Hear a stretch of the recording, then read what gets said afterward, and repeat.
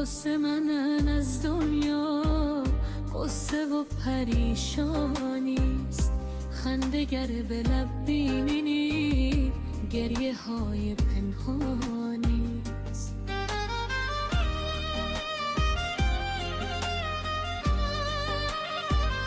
واسه من از دنیا قصه و پریشانیست، خنده گر به لب بینی گریه های پنهانیست. جبر و اختیار از تو، گل به دوش خار از تو، این سرای پرغوغا چار سوی حیرانی.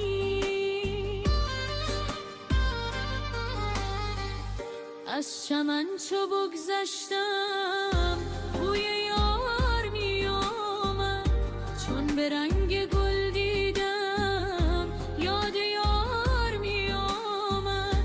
از چمن چو بگذشتم بوی یار می آمد، چون به رنگ گل دیدم یاد یار می آمد. تا که جان دهم بر وی 100,000 می باید، گر به گلستان رفتم او به رنگ گل جاریست. حاصل من از دنیا قصه و پریشانیست، خنده گر به لب بینی گریه های پنهانیست.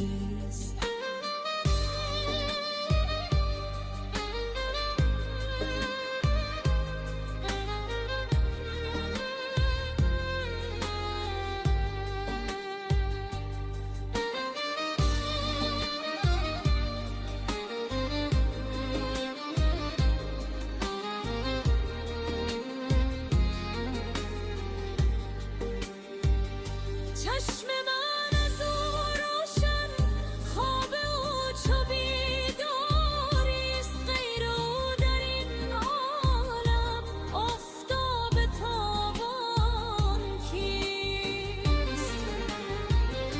چشم من از او روشن، خواب او چو بیداریست، غیر او در این عالم آفتاب تابان کیست؟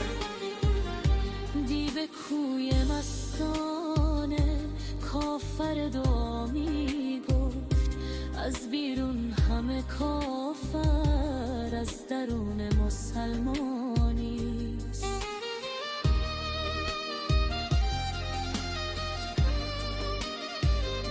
حاصل من از دنیا قصه و پریشانیست، خنده گر به لب بینی گریه های پنهان